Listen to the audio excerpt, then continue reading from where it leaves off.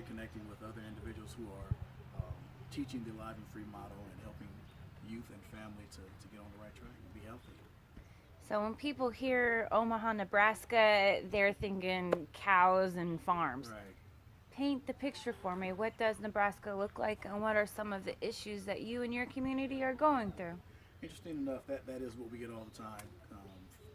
Cows, farms, corn, of course, and there's plenty of that. Trust me, there's plenty of that around. But in Omaha, which is the largest city in Nebraska, it's a totally different picture. It's your average city, developed, and um, there's a great it's a great community to raise families. It really is. But we've had a significant increase in crime and killings and gang activity over the past several years.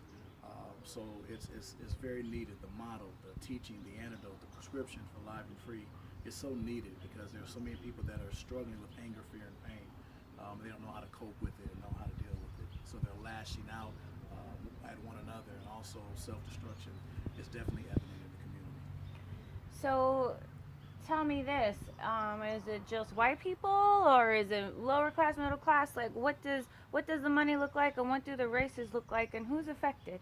Well, leave it to the media. It's black people and Latinos and minorities only that are being affected by it. But it's a city issue. It's a citywide issue. All sectors.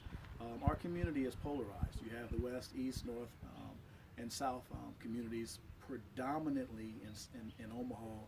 South Omaha is primarily based a large population of Latino. North Omaha, a large population of African American. West traditionally is Caucasian, but it's becoming more and more mixed as gentrification is taking place and those type of things. So there's a myriad, but crime is everywhere. But leave it to the news. It's only in North Omaha where the African Americans reside.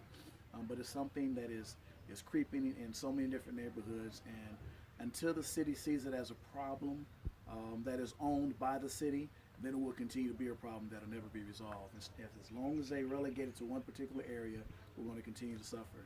Omaha is a very, very prosperous and very generous and interesting enough community. Of course, it's the home of the Oracle, Warren Buffett himself. So there's definitely a lot of money there.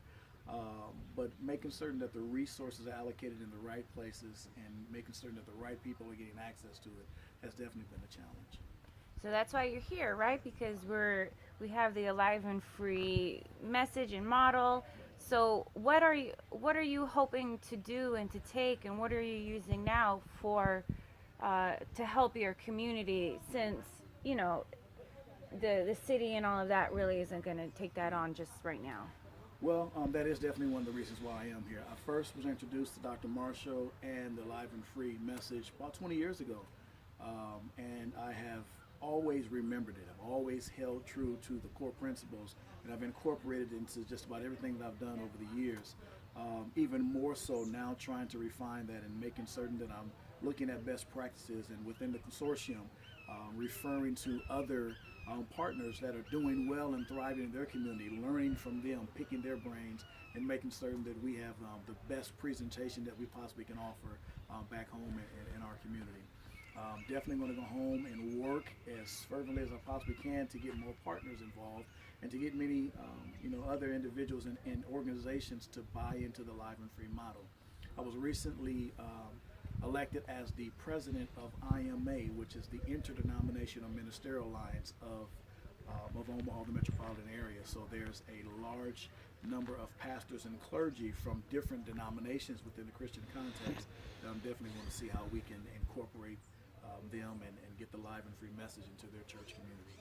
So tell me something specific, like what sticks out? Is it a coachism that sticks out to you? Is it the fact that we deal with anger, fear, and pain? What sticks out when you're thinking about your community and how and taking this Alive and Free message back home? It's Does that definitely make helping sense? people. It does make sense. It's definitely helping people to understand how to identify and eliminate the risk factors.